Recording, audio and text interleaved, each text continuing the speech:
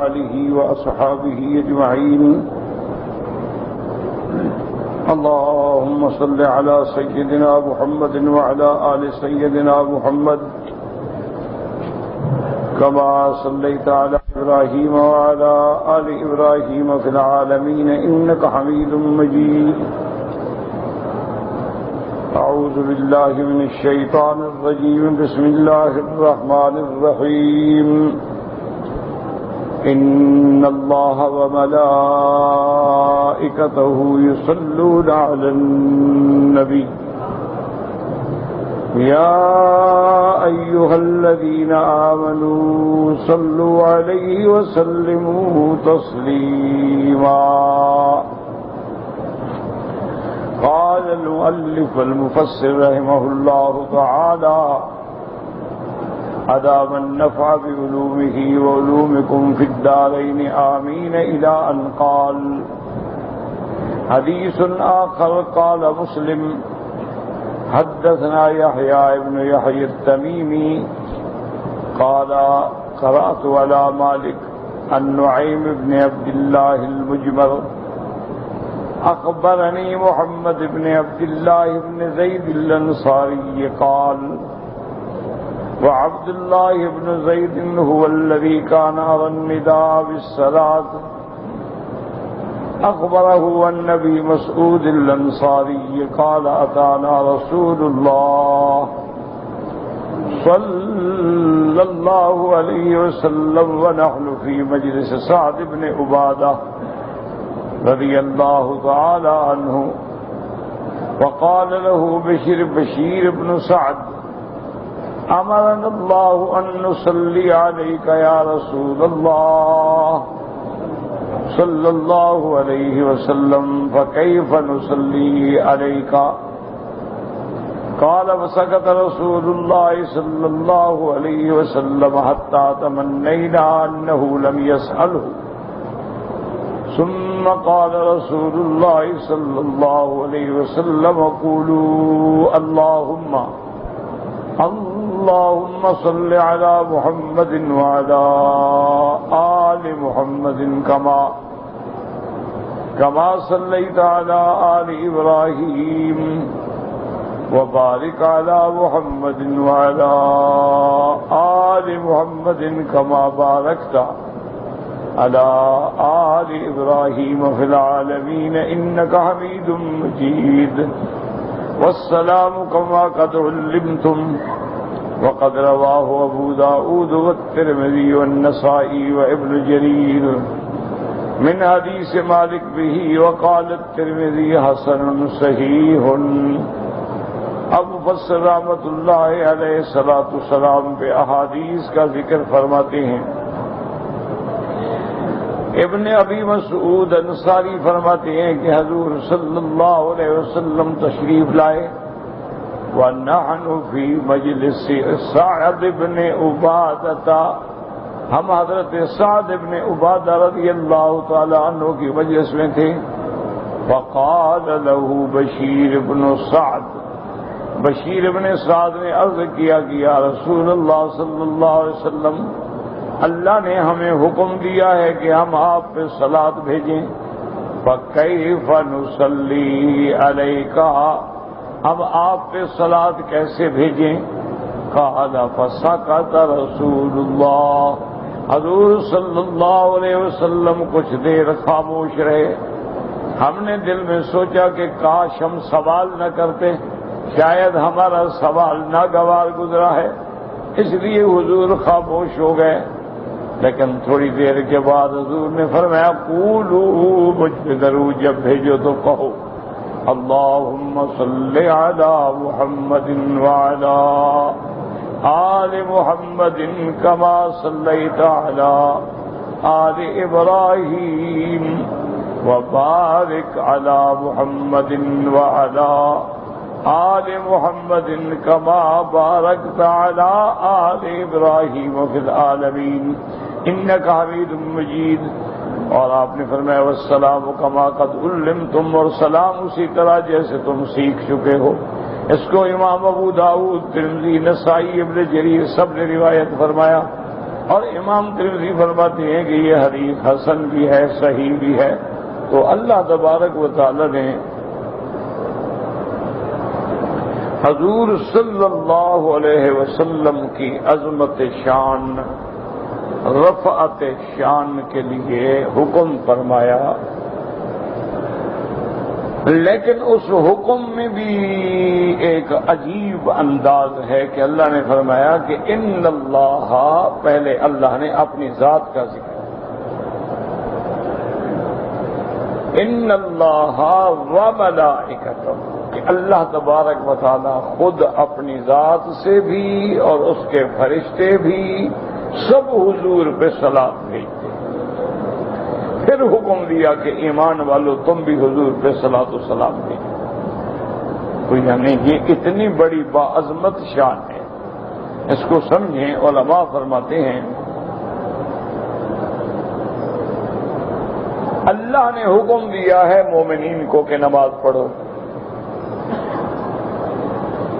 یہ تو نہیں فرمایا کہ میں بھی پڑھتا ہوں۔ اللہ نے حکم دیا روزہ رکھو،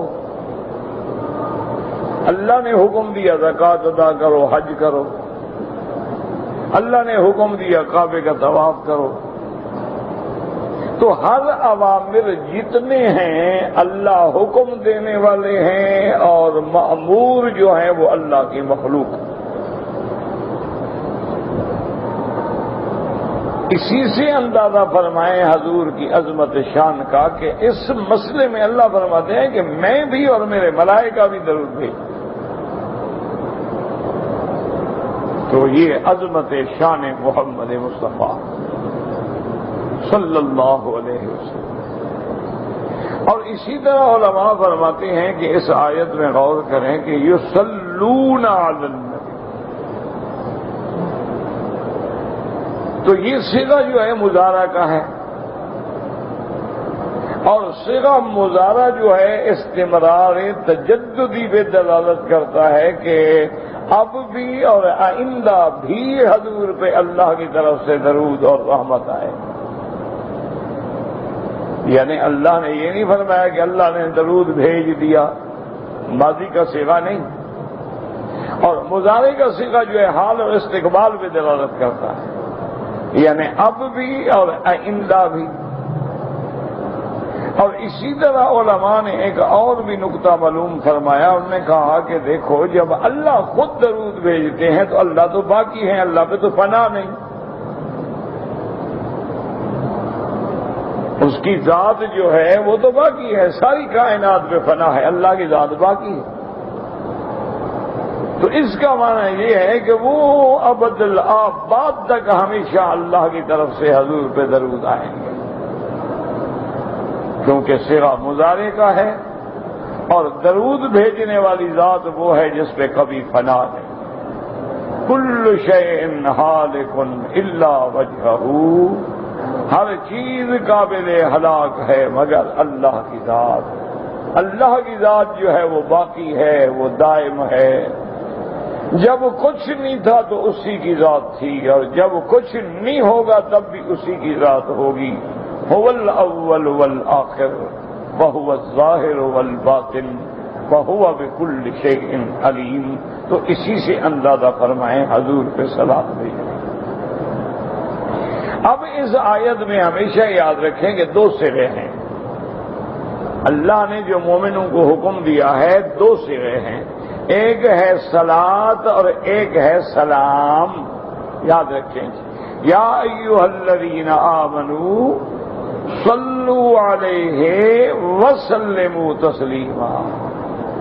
تو اس لیے علماء فرماتے ہیں کہ درود وہی مکمل ہوگا جس میں لفظ صلاۃ بھی ہو اور سلام بھی ہو۔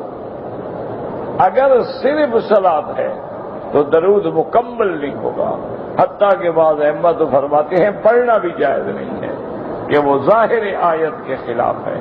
جیسے بعض شیعہ جو ہیں وہ جب درود پڑھتے ہیں تو اللہم صلی علی محمد وعلی آل محمد، بس آگے وہ سلام کا صیغہ شامل نہیں کرتے۔ تو اس لیے علماء نے فرمایا کہ اگر صلاۃ کا صیغہ ہے لیکن سلام کا صیغہ نہیں ہے تو گویا وہ درود ناقص ہے، وہ درود کامل نہیں ہے۔ درود کامل تب ہوگا جس میں صیغہ صلات کا بھی ہو اور صیغہ سلام کا۔ اللہم، کیونکہ اللہ کا حکم دونوں چیزوں کا ہے کہ ایمان والو صلو علیہ وسلموا تسلیما، تو جیسے صلو امر ہے اسی طرح سلموا ہے، تو لہذا دونوں صیغوں کا ہونا ضروری ہے۔ یہ دو مسئلے۔ اور تیسرا مسئلہ یاد رکھیں کہ نماز کی حالت میں چاہے نماز فرض ہو، واجب ہو، فرض کفایہ ہو، نماز سنت ہو، تہجد ہو، اشراق ہو، اوابین ہو، ضحیٰ ہو، ہر نماز میں حضور پاک صلی اللہ علیہ وسلم پہ درود پڑھا جائے گا۔ لیکن احناف کے نزدیک درود پڑھنا نماز میں جو ہے سنت مؤکدہ ہے، لیکن امام احمد بن حنبل رحمۃ اللہ علیہ اور امام شافعی رحمۃ اللہ علیہ کے نزدیک واجب ہے۔ یعنی امام احمد بن حنبل ان کے نزدیک بھی نماز میں جو ہم درود پڑھتے ہیں یہ واجب ہے، امام شافعی کے نزدیک بھی واجب ہے۔ کیا مانا اگر چھوڑ دیں گے تو نماز نہیں ہوگی، یا تو سجدہ صاحب کرنا پڑے گا، کیونکہ ترک واجب پہ سجدہ صاحب آتا ہے۔ لیکن احناف کے نزدیک سنت مؤکدہ ہے، واجب نہیں ہے۔ تو ایک مسئلہ یہ بھی اپنے ذہن میں رکھیں۔ اسی طرح اور ایک مسئلہ سمجھ لیں کہ صلاۃ اور سلام جس میں بھی آ جائے درود پورا ہو جائے گا۔ بات یاد ہے، چاہے وہ الفاظ جیسے صلی اللہ علیہ وسلم، اللہم صلی علی محمد وبارک وسلم، اللہم صلی علی محمد عبدک ورسولک وبارک وسلم، اسی طرح صلی اللہ علی النبی وسلم، اللہم صلی علی محمد النبی الامی وعلی آلہ وبارک وسلم، اللہم صلی علی سیدنا محمد النبی الامی الطاہر الزکی وسلم۔ تو جس میں صلاۃ اور سلام کا لفظ آ جائے درود مکمل ہو گیا۔ اور مختصر درود کیا ہے؟ صلی اللہ علیہ وسلم، تو اس کے اندر بھی لفظ صلاۃ بھی موجود ہے اور صیغہ سلام کا بھی موجود ہے۔ یعنی مختصراً جب حضور کا نام آئے تو صلی اللہ علیہ وسلم، تو یہ مسئلہ بھی دماغوں میں رکھ لیں۔ اور اسی طرح یہ مسئلہ بھی دماغ میں رکھ لیں کہ آپ مثلاً حدیث لکھ رہے ہیں کہ النبی مسعود رضی اللہ تعالی عنہ قال قال رسول اللہ صلی اللہ علیہ وسلم، تو بعض لوگ لکھنے میں غلطی کرتے ہیں کہ صلعم لکھ دیتے ہیں، صاد لام عین میم، تاکہ ہم نے تو بار بار لکھنا ہے تو مختصر کر کے لکھ دیتے ہیں صلعم، یا بعض لوگ جو ہیں اوپر صاد کا نشان بنا دیتے ہیں کہ اس سے مراد ہے، لیکن یہ ناجائز ہے۔ جب بھی حضور کا نام لکھا جائے، چاہے لکھا جائے یا پڑھا جائے، تو پورا پڑھنا ہوگا صلی اللہ علیہ وسلم۔ اگر لکھیں گے تب بھی پورا لکھیں گے محمد رسول اللہ صلی اللہ علیہ وسلم۔ سواد کا اشارہ کرنا یا صلعم لکھ دینا ناجائز ہے، اور یہ حضور کی شان میں کوتاہی ہے۔ تو یہ مسئلہ بھی ذہن میں رکھنا ہے۔ اور اسی طرح سے یہ بات البتہ سمجھ لیں کہ سب سے افضل، سب سے اعلیٰ، سب سے اولا وہ درود پاک ہے جس کی تعلیم خود حضرت محمد مصطفیٰ نے دی ہے، کیونکہ درود تو علماء نے بھی لکھے ہیں، درود تو اولیاء اللہ نے بھی لکھے ہیں، درود تو بڑے بڑے عباد اللہ الصالحین نے بھی لکھے ہیں، اور بڑے عظیم ماشاءاللہ سے گئے ہیں درود پاک کے، لیکن سب سے افضل، سب سے اعلیٰ وہ درود ہے جو خود حضور نے پڑھا ہے اور حضور نے سکھایا ہے۔ اس درود یعنی درود ابراہیمی جو ہم نماز میں پڑھتے ہیں وہ سب سے افضل ہے، گو باقی درود پڑھنا بھی جائز ہے۔ اچھا، اسی طرح ایک بات کا مسئلہ اور بھی سمجھ لیں کہ بعض حضرات نے، بڑے بڑے اللہ والوں نے کچھ درود ایسے لکھے ہیں کہ جن میں کچھ الفاظ ایسے ملتے ہیں کہ علماء تو سمجھ لیتے ہیں اور معنی مجازی قرار دے دیتے ہیں، لیکن عام آدمی جو ہے وہ تو فرق نہیں کر سکتا کہ حقیقت مراد ہے یا مجاز مراد ہے۔ تو جن کلمات میں یا درود پاک میں ایسے الفاظ آ جائیں جن سے ایہام ہوتا ہو شرک کا، تو ایسے الفاظ کو نہیں پڑھنا چاہیے۔ جیسے بعض درود ہیں جن میں لفظ آ جاتا ہے دافع البلاء والوباء والقحط والالم، حالانکہ مجازن تو ٹھیک ہے کہ حضور پاک نے دعا مانگی، اللہ نے وبا مدینے سے ٹال دی، حضور صلی اللہ علیہ وسلم نے ہاتھ رکھا تو درد چلا گیا، حضور صلی اللہ علیہ وسلم نے دعا مانگی برسات آ گئی تو قحط ختم ہو گئی، مجازن تو ٹھیک ہے، لیکن اصل میں نفع نقصان کا مالک اللہ کی ذات ہے، اصل میں دافع البلاء والوباء اللہ کی ذات ہے۔ حضور پاک نے تو اللہ سے دعا مانگی تھی۔ اب ایک عالم آدمی تو سمجھ سکتا ہے کہ اس عاشق رسول نے مجازن کہا ہے، حقیقت نہیں کہا ہے، لیکن ایک عام آدمی کو کیا پتا ہے؟ تو جس بات میں شبہ ہو، جس بات میں شرک کی طرف اندیشہ ہو، وہ کبھی نہیں پڑھنا چاہیے، تاکہ بلا وجہ آدمی جو ہے وہ شرک میں مبتلا نہ ہو جائے۔ اس کی ایک چھوٹی سی مثال سمجھ لیں۔ مثلا ہم نماز جنازہ پڑھتے ہیں، عام مسلمان کا ہے، عالم کا ہے، محدث کا ہے، مفسر کا ہے، ولی اللہ کا ہے، لیکن جنازے کی نماز میں نہ رکوع ہے نہ سجود ہے، بس کھڑے کھڑے ہم پڑھ لیتے ہیں۔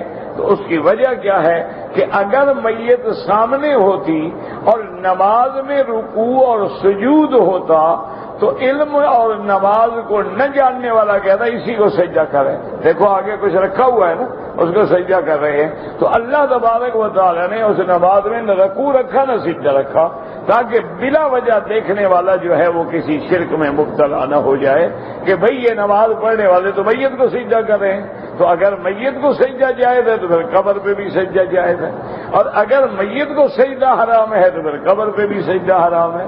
تو اللہ تبارک و تعالی نے اس شک کو ختم کرنے کے لیے نماز جنازہ میں نہ رکوع ہے اور نہ سجود۔ اسی طرح حدیث مبارک میں آتا ہے کہ جب سورج نکل رہا ہو تو نماز نہ پڑھو، جب سورج ڈوب رہا ہو تو نماز نہ پڑھو، جب سورج عین سر پہ کھڑا ہو تو نماز نہ پڑھو۔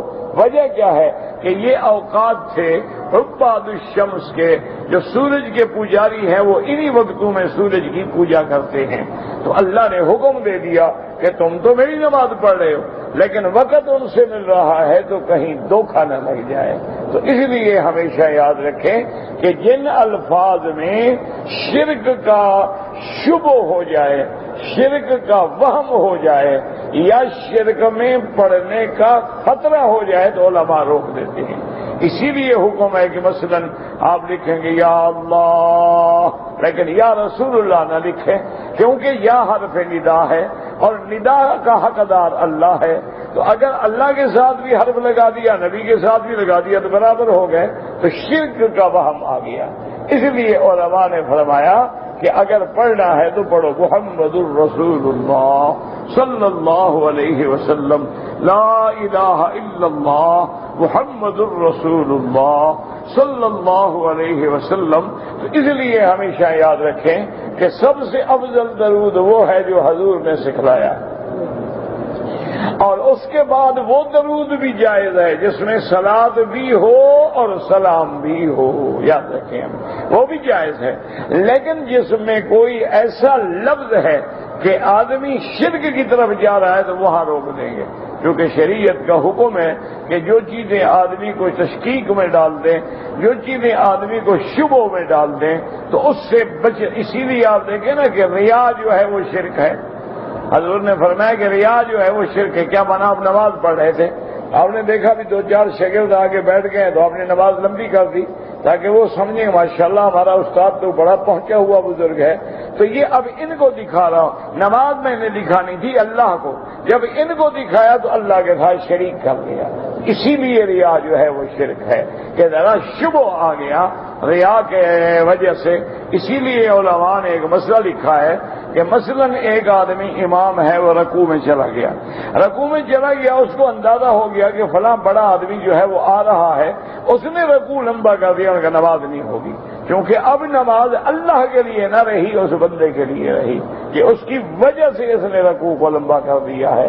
ہاں اس کی عادت ہے رکوع لمبا کرتا ہے، الگ بات ہے، لیکن کسی کو دکھاوے کے لیے رکوع لمبا کر لے کہ تاکہ وہ بھی رکعت میں شامل ہو جائے تو پھر یہ نماز جو ہے نماز نہیں ہوگی بلکہ اعادہ کرنا پڑے گا۔ تو اسی لیے اس مسئلے کو اچھی طرح سمجھ لیں۔ اور دوسرا یہ سمجھیں اس مسئلے میں کہ ایک درود شریف ہے جو ہم غائبانہ پڑھتے ہیں، جیسے مثلا ہم مکے میں بیٹھے ہیں اور درود پڑھیں گے تو صیغہ غائب کا استعمال کریں گے، صیغہ السلام غائب، صیغہ حاضر کا خطاب نہیں کریں گے، الصلاۃ والسلام علیک یا رسول اللہ نہیں پڑھیں گے، کیونکہ حضور غائب ہے، حضور مدینے میں، ہم یہاں ہیں تو ناجائز ہے۔ ہم درود پڑھیں گے اللہم صلی علی محمد وعلی آل محمد۔ ہاں اگر ہمیں اللہ نصیب کر دے ہم مدینہ منورہ میں حاضر ہو جائیں اور مواجہ شریف میں کھڑے ہوں تو اب ہم خطاب کا صیغہ استعمال کریں گے، الصلاۃ والسلام علیک یا رسول اللہ، الصلاۃ والسلام علیک یا خیر خلق اللہ، الصلاۃ والسلام علیک یا حبیب اللہ، الصلاۃ والسلام علیک یا ابی القاسم، الصلاۃ والسلام علیک ورحمۃ اللہ وبرکاتہ۔ تو وہاں استعمال کریں گے کیونکہ اب حضور کے ہم سامنے آ گئے ہیں، حضور صلی اللہ علیہ وسلم کی مواجہہ میں اگر دور سے پڑھیں گے تو وہ صیغہ استعمال نہیں کریں گے، کیونکہ ہر جگہ معیت علم کے ساتھ حاضر ناظر ہونا اللہ کی شان ہے، کسی نبی، کسی ولی، کسی پیغمبر کی شان نہیں ہے، ہمیشہ یاد رکھیں۔ اور یہ مسئلے قرآن میں ہیں، کوئی چھوٹے موٹے مسئلے نہیں ہیں۔ اللہ فرماتے ہیں میرا نبی جب بھی مریم کے لیے قرآن نازل ہو رہی تھی وما كنت لديهم، آپ تو وہاں نہیں تھے، تو صاف ظاہر ہے کہ حضور وہاں نہیں تھے۔ موسیٰ علیہ السلام کے ساتھ جب میں نے طور پہ بات کیا وہاں بھی نہیں تھے، تو اللہ پاک نے نص میں فرما دیا ہے۔ تو اس لیے یہ محبت نہیں ہوتی کہ آدمی اپنی طرف سے عقیدہ گھڑتا چلا جائے۔ محبت کا معنی یہ نہیں ہوتا کہ اپنی بیوی سے آدمی کہے کہ مجھے آپ سے آج شدید پیار آ رہا ہے لہذا تم میری ماں کے برابر لگ رہی ہو مجھے، یہ کوئی پیار ہے؟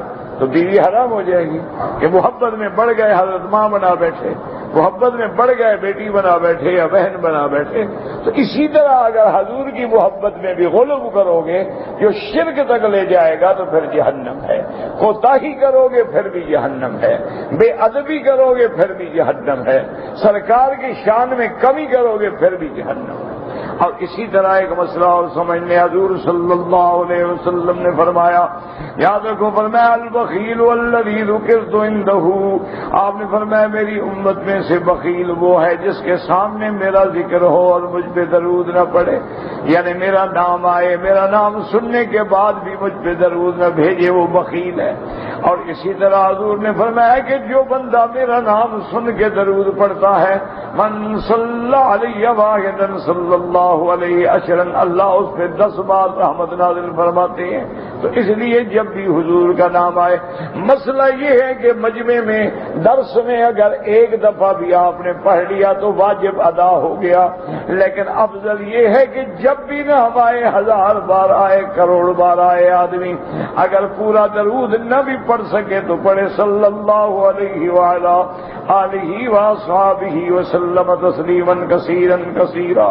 اور مسئلہ سمجھ لو جیسے اللہ فرماتی ہے اللہ اس کے فرشتے نبی پاک پہ درود بھیجتے ہیں، صلات بھیجتے ہیں، اسی طرح اللہ نے فرمایا والذی یصلی علیکم وملائکتہ لیخرجکم من الظلمات الی النور، اللہ ایمان والے بندوں پہ بھی صلات بھیجتے ہیں، اس کے ملائکہ بھی بھیجتے ہیں تاکہ تمہیں کفر و شرک کے اندھیروں سے نکال کے نور ایمان کی طرف لے جائیں۔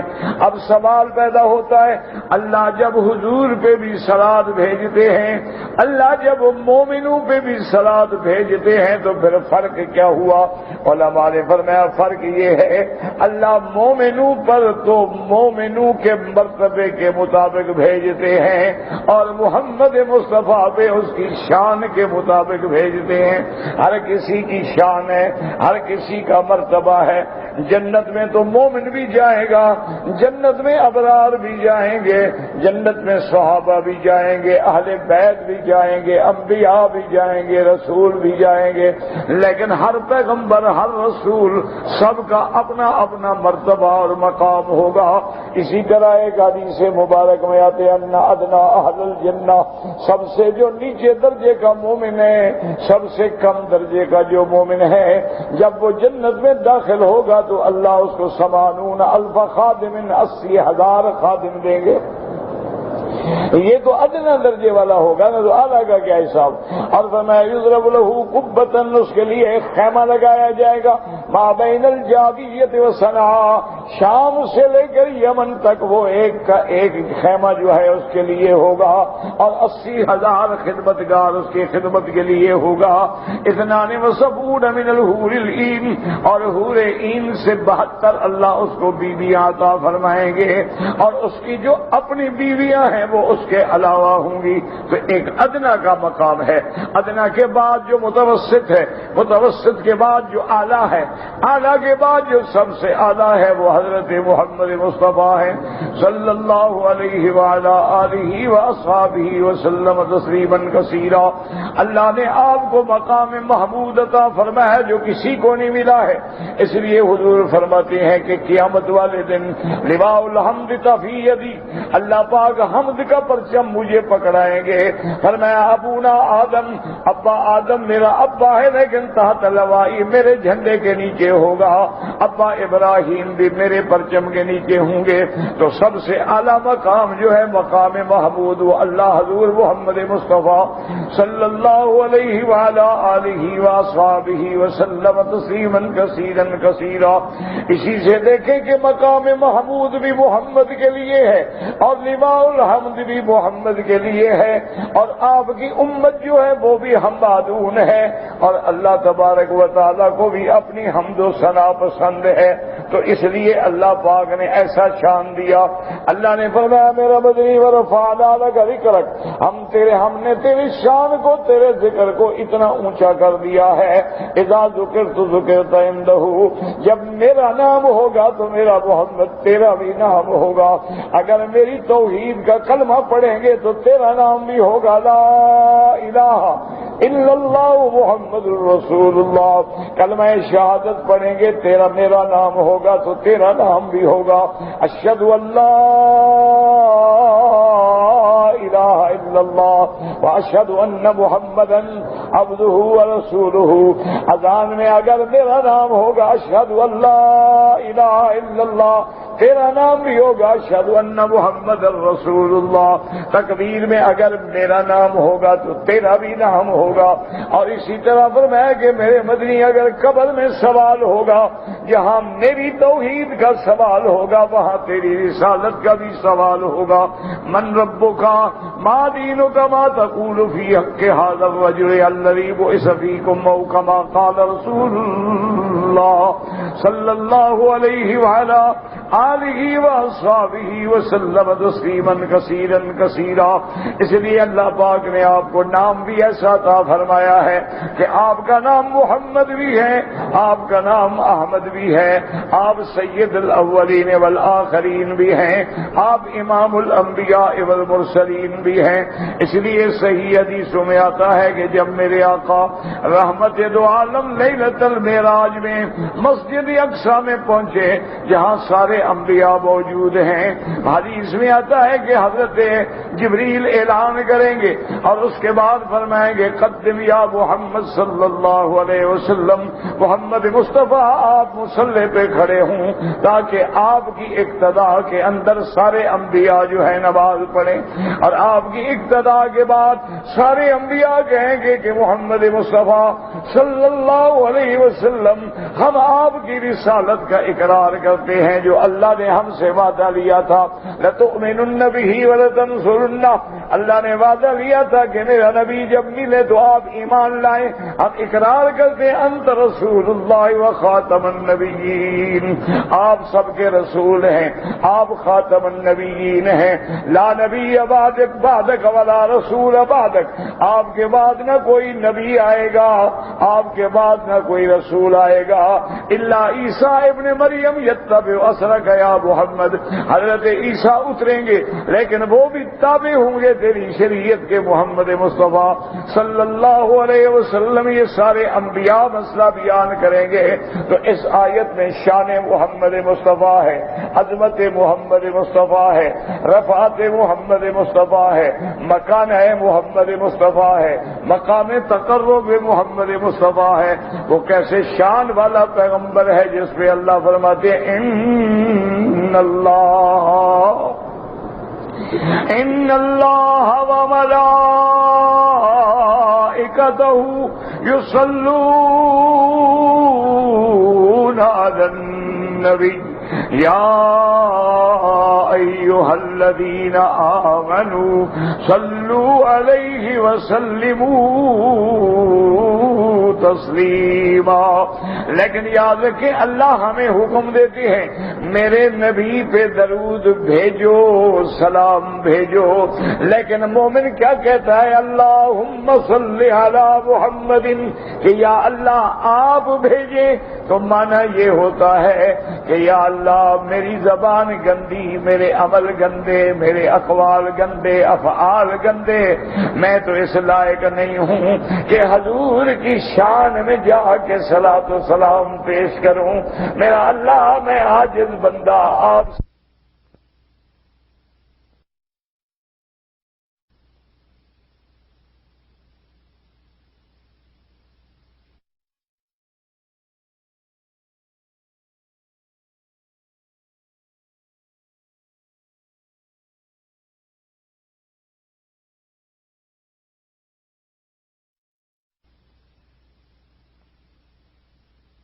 رحمت نازل فرما دیں. اس لیے بندہ کہتے ہیں اللہم صلی علی محمد وعلی آل محمد کما صلیت علی ابراہیم وعلی آل ابراہیم فی العالمین انک حمید مجید.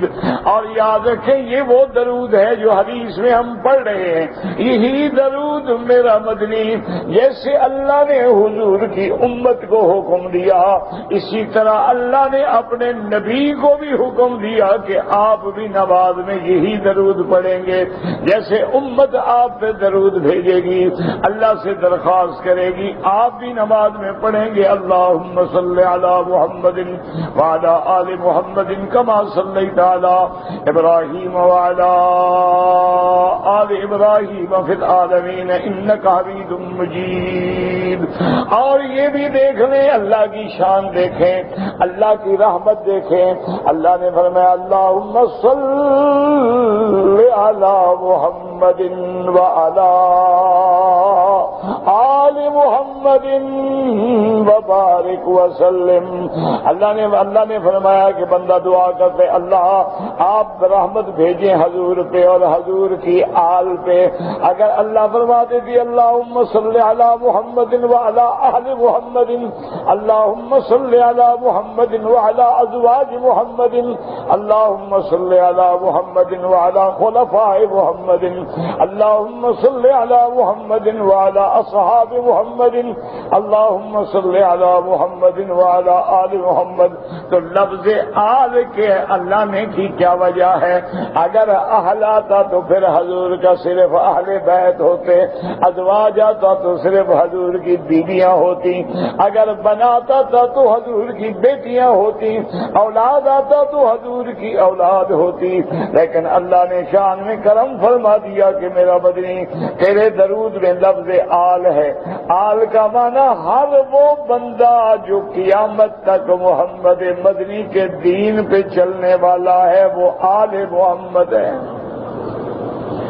صلی اللہ علیہ وسلم. یاد رکھو عالمانہ ہاں کل مومن تقی، ہر مومن پرہیزگار، ہر مومن ایمان والا، ہر آدمی مدنی سے اتباع کرنے والا جو ہے وہ بھی آل میں شامل ہے. اس لیے قرآن کہتا ہے یاد رکھو، اللہ تبارک و تعالیٰ فرماتی ہیں کہ جب فرعون کو اللہ نے غرق کر دیا، اللہ فرماتی ہیں النار یعرضون علیہا، النار یعرضون علیہا غدوا وعشیا، یعنی یا تو آگ ان پہ پیش ہوتی ہے یا وہ آگ پہ پیش کیے جاتی ہیں صبح و شام، لیکن جب قیامت ہوگی وَيَوْمَ تَقُومُ السَّاعَةُ، اللہ حکم دیں گے ادخلوا آل فرعون اشد العذاب، اللہ حکم دیں گے کہ آل فرعون کو اب سخت عذاب میں ڈالو. تو آل فرعون کا کیا معنی؟ صرف فرعون کے بچے جائیں گے بس، باقی کو چھٹی ہو جائے گی. مانا جو بھی فرعون کے عقیدے پہ تھا وہ آل فرعون تھا، جو بھی فرعون کی اتباع کرنے والا تھا وہ آل فرعون تھا. اسی طرح قرآن پاک میں آتا ہے تو یہاں بھی لفظ آیا، اس میں اللہ نے اتنی کرم کیا کہ محمد مدنی کے خادموں کو بھی شامل کر لیا. اللہم صلی علی محمد وعلی آل محمد کما صلیت علی ابراہیم وعلی آل ابراہیم فی العالمین انک حمید مجید. تو یہ شان ہے میرے مدنی محمد مصطفیٰ کی. لیکن اب مسئلہ سمجھیں، اور جو اس آیت مبارک میں ہے یہاں دو لفظ ہیں، ایک لفظ صلاۃ ہے، ایک لفظ سلام ہے. تو صلاۃ کا معنی رحمت بھی ہے، صلاۃ کا معنی مدح و ثنا بھی ہے، صلاۃ کا معنی نواز بھی ہے، صلاۃ کا معنی دعا بھی ہے، صلاۃ کا معنی کسی کی عظمت و تعریف کا بیان بھی ہے. اس لفظ کو کہتے ہیں عموم مشترک، اور قواعد لغہ عربیہ میں عموم مشترک والا لفظ استعمال نہیں ہوتا، لیکن یہاں کیوں استعمال ہوا؟ علماء نے فرمایا ان سب کا خلاصہ کیا ہے؟ عظمت محمد مصطفیٰ. اب یہ ہوگا کہ جب لفظ صلاۃ کی نسبت اللہ کی طرف آئے گی تو معنی ہوگا رحمت کا، اور جب ملائکہ کی طرف ہوگی تو معنی ہوگا دعا کا، اور جب بندوں کی طرف ہوگی تو معنی ہوگا مدح و ثنا کا. اللہ اپنے نبی پہ رحمت بھیجتے ہیں، اللہ کے فرشتے مدنی کی شان کے لیے دعائیں کرتے ہیں، اور مدنی کی امت اپنے نبی کی مدح و ثنا اور تعظیم کر کے ہدیہ پیش کرتی ہے. اللہم صلی علی محمد وعلی آل محمد کما صلیت علی ابراہیم. تو یاد رکھیں صلاۃ بمانے رحمت بھی ہے، صلاۃ بمانے دعا بھی ہے، صلاۃ بمانے مدح و ثنا بھی ہے. اب وہ لفظ جیسے جیسے جس کے شان کے مطابق ہوگا وہی ترجمہ ہوگا. جب اللہ فرماتی ہے کہ میں صلاۃ بھیجتا ہوں، کیا معنی؟ رحمت بھیجتے ہیں. جب ملائکہ صلاۃ پڑھتے ہیں تو کیا معنی؟ مدنی کی رفعت شان کے لیے دعائیں کرتے ہیں.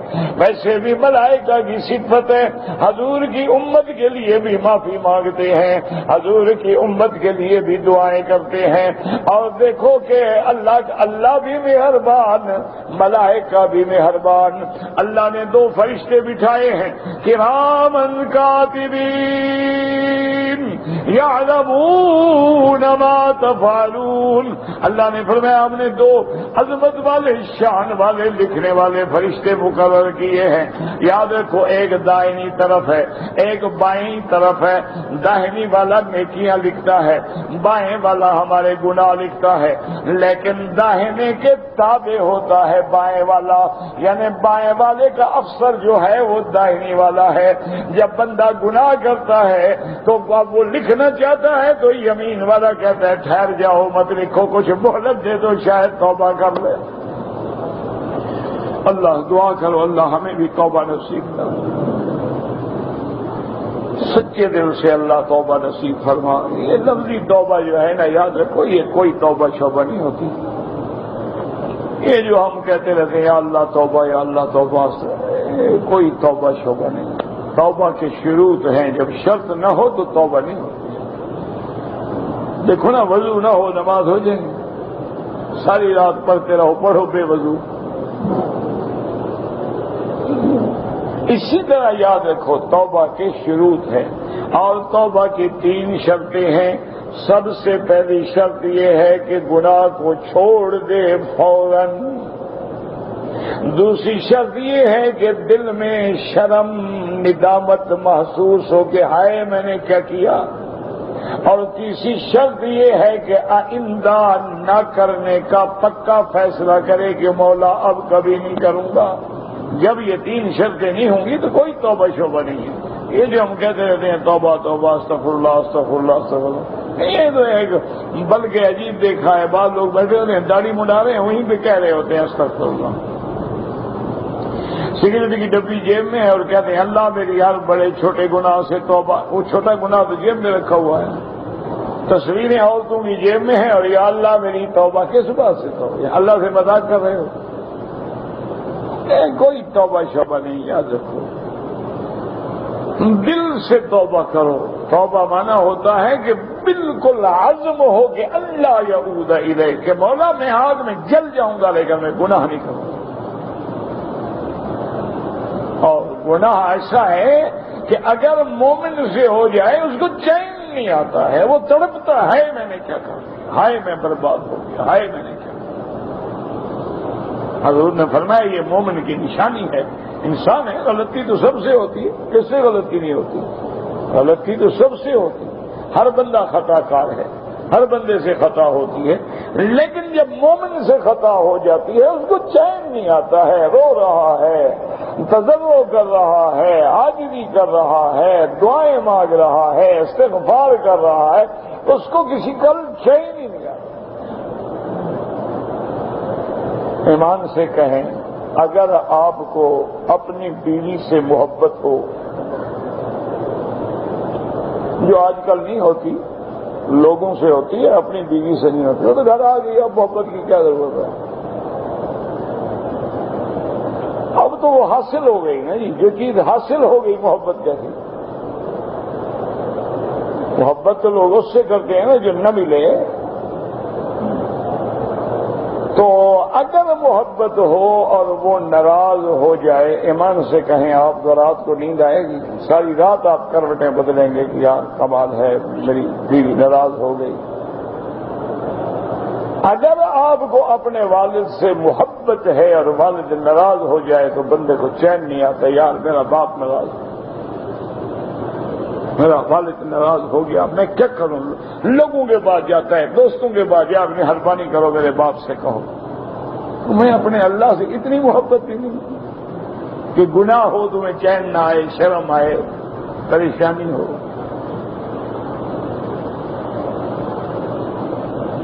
تو اس لیے بہرحال تو یاد رکھیں، تو اب یہ ہے کہ 2 صیغے آ گئے، صلاۃ اور سلام۔ صلاۃ کا کیا معنی؟ رحمت۔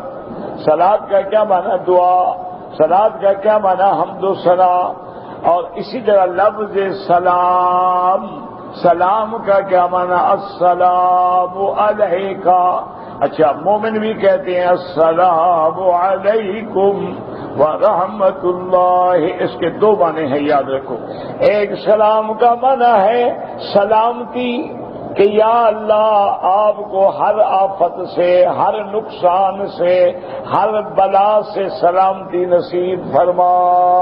ایک ترجمہ یہ ہوتا ہے کہ جب ہم سلام کرتے ہیں السلام علیکم، یعنی تم پہ سلامتی ہو، اللہ تمہیں ہر آفت سے، ہر بلا سے بچائے، یہ معنی ہوتا ہے سلام کا۔ اور ایک معنی یہ ہے کہ السلام اللہ کے ناموں میں سے اللہ کا نام ہے السلام۔ السلام المؤمن المہیمن العزیز الجبار المتکبر سبحان اللہ عما یشرکون۔ تو اب معنی یہ ہوگا کہ وہ ذات جو سلام ہے اس کی طرف سے آپ ہمیشہ اس کی سلامتی کی پناہ میں رہیں، کیونکہ سلام وہ ہے، سلام کی پہنچانے والا وہ ہے، نقصان سے بچانے والا وہ ہے، تو گویا ہم نے جب کہا السلام علیکم، اور یہ تحیہ ہے مومنوں کا، حیًّا و میتًا، زندہ ہوں تب بھی السلام علیکم، اگر مر جائیں قبرستان پہ گزرے تو کہیں السلام علیکم یا دار قوم مؤمنین انا انشاء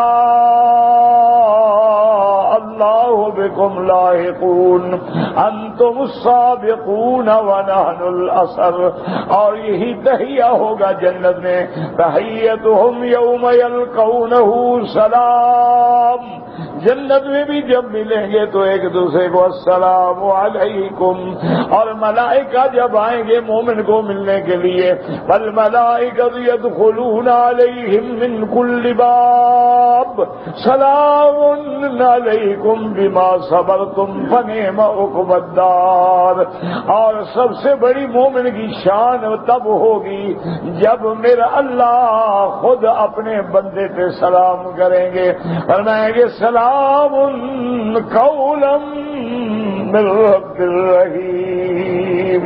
تو آپ اندازہ کریں کہ لفظ سلام میں کتنی بڑی سلامتی ہے۔ اچھا دوسرے کو دیکھ لیں، اچھا ہندو کہے گا نمستے، کیا مانا نمستے کا؟ کوئی ترجمہ آپ کر کے دکھا۔ اچھا انگریز کیا کہیں گے؟ گڈ مارننگ، گڈ ایوننگ، کیا ہوگا اس میں؟ کون سا ترجمہ آ گیا؟ اچھا کوئی فارسی خوش آمدید، کیا ہوتا ہے؟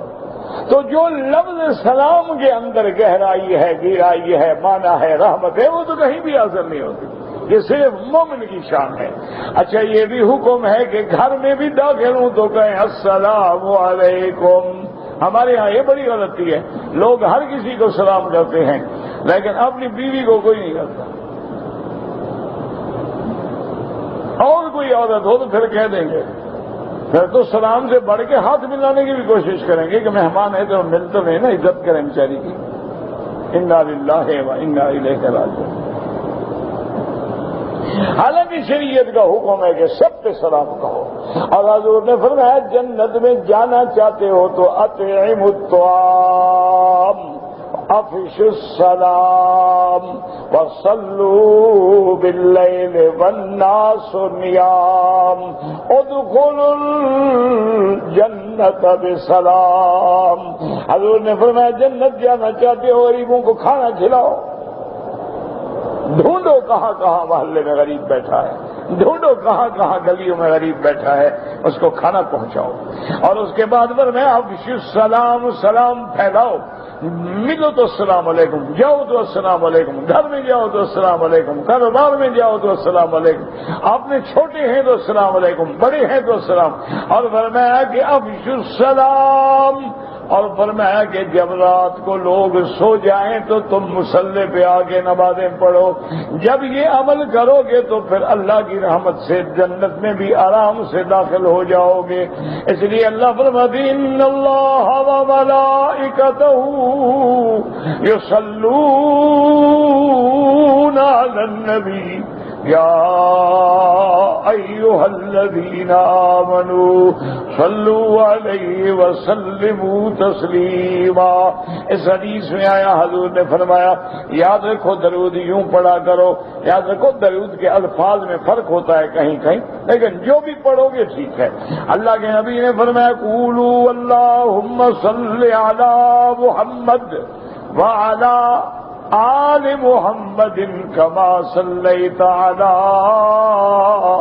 آل ابراہیم وبارک علی محمد وعلی آل محمد کما بارکت علی آل ابراہیم فی العالمین انک حمید مجید والسلام کما قد علمتم۔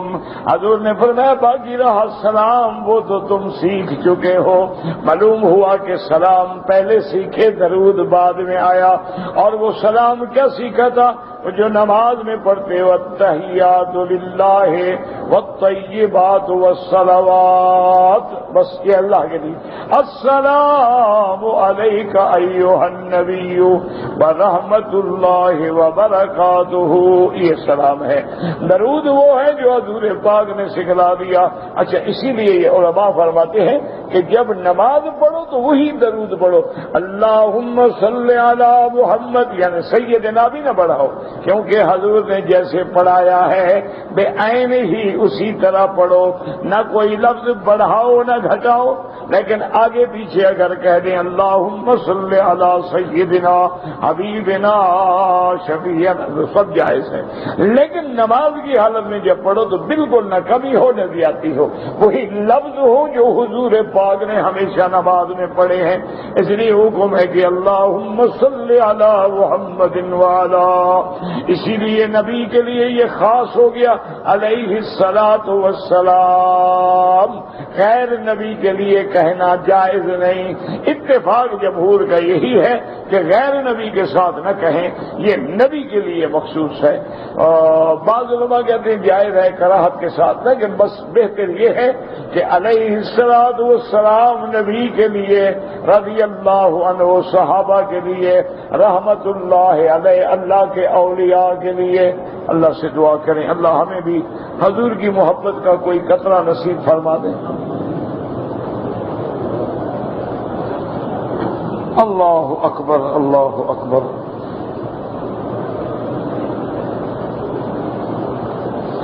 کہتے جی کہ سورۃ البقرہ کی آیت نمبر 174 کا ترجمہ بیان کرو۔ مجھے تو پتہ ہی نہیں کون سی آیت ہے 174 ہے، میں نے تو کبھی قرآن کو 74 75 76 سے یاد نہیں کیا۔ یہ آیت نمبر حضور نے لگائے، صحابہ نے، حضرت عثمان نے، کس نے؟ تمہیں پتا بھائی 174 کیا ہے؟ ان کو تو بس نمبر کا مسئلہ ہو گیا ہے نا جی، اور اس کو کمال سمجھتے ہیں کہ آیت نمبر 33 کیا ہے؟ نہ نبی نے فرمایا، نہ صحابہ نے، نہ اہل بیت نے، نہ تابعین نے، تبع تابعین نے، کیا ہے؟ یہ تو بعد میں علماء نے ایک عدد لکھ کے بیان کر دیا کہ 6666 آیات ہے۔ اس کا معنی یہ تھوڑا ہے کہ عادت ہو گئی ہے نا کہ بھئی بسم اللہ نہ لکھو 786۔ تم اپنے نام کے ساتھ عدد نکال کے کیوں نہیں لکھتے ہو 420 840 509؟ اور جی بے ادبی ہوتی ہے، تو بے ادبی جب تیری نیت و صارف سے بسم اللہ ہے تو بے ادبی تو ہو گئی۔ بہرحال مجھے نہیں پتا جی 134 کون سی آیت ہے۔ اگر کسی نے منت مانی کہ میری اگر کام ہو جائے میں عمرہ کروں گا، بالکل کرے، کوئی منع نہیں۔ منت ماننا بھی جائز ہے، لیکن شرط یہ ہے کہ اللہ کے لیے ہو۔ تو قرآن میں ہے انی نذرت لک ما فی بطنی محررا، بیوی نے منت مانی کہ یا اللہ میں منت مانتی ہوں کہ جو تو مجھے بچہ دے گا میں تیرے نام پہ وقف کر دوں، تو اللہ کے لیے منت ہے تو بالکل جائز ہے، کوئی منع نہیں۔ ویسے ایک بات یاد رکھیں کہ حدیث میں آتا ہے حضور نے فرمایا کہ منت ماننے سے فائدہ زیادہ کوئی نہیں ہوتا۔ منت مان لو جائز ہے، لیکن فائدہ حضور نے فرمایا اتنا فائدہ ہوتا ہے کہ بخیل کا مال نکل گیا، ایسے خرچ نہ کرتا، منت مان کے پھنس گیا اب تو کرے گا نا، ورنہ فائدہ وہ جو اللہ لکھ چکا ہے وہ ہوگا، منت مانو نہ مانو کچھ بھی نہ کرو وہ تو ہوگا۔ نہ ایمان سے کہو کافروں کے بچے نہیں پیدا ہوتے، ہاں جی؟ اچھا بکری کے بچے کتنا ہوتے ہیں؟ زیادہ سے زیادہ، ہاں جی بھائی ایک بکری کے بچے کتنا پیدا ہوتے ہیں؟ زیادہ سے 3 4۔ کتی کے کتنا ہوتے ہیں؟ وہ کہاں سے جا کے وظیفے پوچھتی ہے، طویل لیتی ہے؟ وہ تو نجس ہے، حرام ہے، اس کے تو 7 ہو رہے ہیں۔ اس کا نظام ہے، اس میں دخل نہ دیا کرو۔ وہ چاہے تو نواز دے، چاہے ساری زندگی لوگ ٹکریں مارتے مارتے مر گئے، اللہ نے اولاد نہ دی۔ دینے پہ آئے، ٹی بی کے مریض ہیں 10 بچے، کینسر کے مریض ہیں اولاد ہے، دونوں نوجوان ہیں، میاں بیوی ہیں، خوبصورت ہیں، تندرست ہیں، میڈیکلی طور پہ فٹ ہیں، پھر ہر لحاظ سے یعنی وہ ٹھیک ہیں، لیکن اولاد نہیں۔ یہ اللہ کی مرضی ہے، اس لیے کچھ ہوتا نہیں ہے۔ منت شنت میں اتنا فائدہ تو خیر ضرور ہوتا ہے کہ چلو بخیل کے گھر سے کچھ نکل گیا۔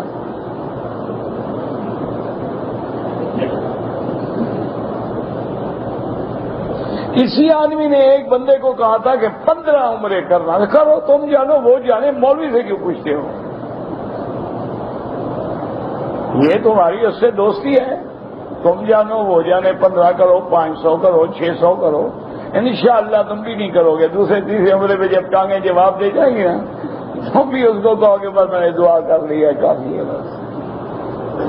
یہ تو بھائی تم جانو وہ جانے مسئلہ تھوڑا ہے کوئی۔ ایک بیمار ہے، اس کے لیے وہاں عمرہ کر کے دعا کرو اللہ شفا دے۔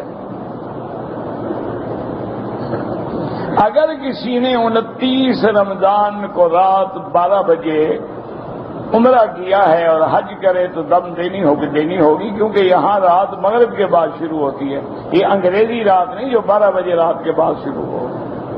وہ تو انگریزوں کی تاریخ 12 بجتے ہیں یا سکھوں کے بجتے ہیں، جب 12 بجے نا پاگل ہو جاتے ہیں۔ تو ایک آدمی نے، وہ مثال مشہور ہے نا جی، کہ ایک سکھ کو کسی نے کہا کہ یار کیا ہو جاتا ہے تمہیں کہ 12 بجے جو ہے تم پاگل ہو جاتے ہیں؟ اس نے کہا یار ایسی تو کوئی بات نہیں، کیوں ہم پاگل ہو جاتے ہیں؟ کچھ بھی نہیں ہوتا۔ اچھا، تو ایک دن وہ آیا، دیکھا تو ایک کتاب کو رسی باندھ کے سردار نے لٹکایا ہوا اور ڈنڈے مار رہا ہے۔ کہتے کیا ہے؟ کہتے اسی میں لکھا ہے کہ سکھ 12 بجے پاگل ہو جاتے ہیں، دیکھو میں پاگل ہو گیا۔ میں نے کہا گھڑی تو دیکھو 12 بجے ہوئے ہیں، تو کام جو کر رہے ہیں شریف آدمی کرتا ہے، کتاب کو ڈنڈے مارے، تو پاگل کون ہوتا ہے؟ پاگل تو ہو گئے ہو۔ تو بہرحال یہ مقصد ہے کہ رات شروع ہو گئی، گویا آپ نے عمرہ جو ہے شوال کی رات میں کر لیا ہے، تو انشاءاللہ اگر عمرہ کرو گے تو تمہیں تمتع دے دینا ایک بکری، کون سا مشکل ہے۔ زکوٰۃ جو ہے دینی مدرسوں کو دینا جائز ہے، اور کس کو دو گے؟ کالج والوں کو دو گے جو ڈانس سکھائیں؟ ہاں، کس کو دو گے؟ ہاں، زکوٰۃ آپ کس کو دیں گے؟ کالج والوں کو، فلم والوں کو، میڈیا والوں کو، ماڈل عورتوں کو؟ وہ ہوتی ان طالبوں کے لیے، غریبوں کو جن کے پاس روٹی نہیں ہوتی۔ سب سے زیادہ حقدار تو مدرسے والے ہیں، کیونکہ یاد رکھو دین پڑھنے کے لیے وہی آتا ہے جو غریب ہے۔ امیر کا بچہ تو آکسفورڈ میں پڑھتا ہے، وہ ہمارے پاس دینی مدرسے میں تھوڑا پڑھنے آئے گا۔ وہ کیمبرج میں پڑھے گا، وہ ہارورڈ میں پڑھے گا، وہ آکسفورڈ میں پڑھے گا، وہ انگلش میڈیم سکول میں پڑھے گا، تاکہ 5ویں جماعت تک ایمان سے فارغ ہو جائے۔ وہ مشنری سکولوں میں پڑھے گا، NGOs کے سکولوں میں پڑھے گا۔ غریبوں کے مدرسے میں کون پڑھے گا؟ لولا، لنگڑا، اندھا، پاولی، موچی، ہاری مزدور، جس کے گھر میں روٹی نہیں، کپڑا نہیں ہوگا تو جو مدرسے میں ڈال دو بچے کو، قرآن بھی پڑھے گا، روٹی بھی کھائے گا، بیچارہ ہمارے پاس تو ہے نہیں، کہاں لے جائیں؟ لیکن یاد رکھو کہ جن مولویوں پہ تم اعتراض کرتے ہو نا، انہوں نے انہی مسجدوں میں، انہی چٹائیوں پہ پڑھا کے امام بخاری بنایا۔ تم نے کوئی بنایا ہو تو دکھاؤ۔ انہی مسجدوں نے امام ابو حنیفہ، امام شافعی، امام مالک، امام احمد بن حنبل، شیخ الاسلام ابن تیمیہ پیدا کیا۔ تم نے جو پیدا کیا ہو، تم ہاں یہ کہہ سکتے ہو کرکٹر بنایا، ہاکی کھیلنے والا بنایا، فلم سٹار بنایا، ڈانس کرنے والا بنایا، گلوکار بنایا، گانے والا بنایا، یہ تو کہہ سکتے ہو۔ اگر تم نے ایک بھی عالم بنایا ہو، ایک ولی اللہ کالج سے نکلا ہو، بتاؤ۔ ایک عبد القادر جیلانی تم نے بنایا ہو، بتاؤ۔ ایک علی حجویری تم نے بنایا ہو، بتاؤ۔ یہ تو سب مسجدوں نے بنایا، انہیں دینی مدرسوں نے بنایا۔ یہ کوئی غصے کی بات نہیں۔ تم نے اگر واقعی کوئی ولی اللہ بنایا ہے کسی کالج یونیورسٹی میں تو کسی کا نام لو تاکہ ہم بھی جا کے بیعت کریں اس کی۔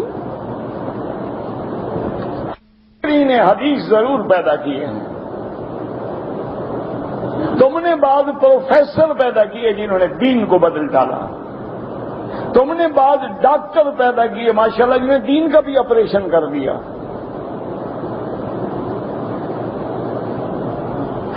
پہ قربانی کریں بالکل کریں، کوئی بنا نہیں. السلام علیکہ خطاب کا صیغہ صرف سامنے کہیں گے. یہ جو ہم کہتے ہیں السلام علیکم، یہ تو معراج والی رات کے لفظوں کی نقل ہے. جیسے اذهب الى فرعون انه طغى، اب ہم تھوڑا کر رہے ہیں موسیٰ علیہ السلام، یہ تو اللہ نے کہا تھا، ہم تو نقل کر رہے ہیں نا کہ جاؤ فرعون کے پاس سرکش ہو گیا. ہم کہہ رہے ہیں موسیٰ بھی اللہ کہہ رہا ہے، تو وہ بھی اللہ نے فرمایا تھا السلام علیکہ ایھا النبی ورحمۃ اللہ وبرکاتہ. ہم تو نقل کر رہے ہیں.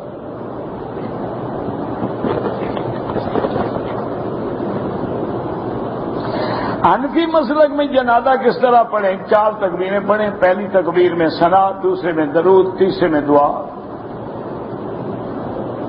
عورتوں مردوں بچوں کی نماز اکٹھے ہوتی ہے، کوئی حرج نہیں. وہ دعا سب کے لیے ہے. اللہم اغفر لحینا ومیتنا وشاہدنا وغائبنا وصغیرنا وکبیرنا وذکرنا وانثانا، سب کو ہو گئی.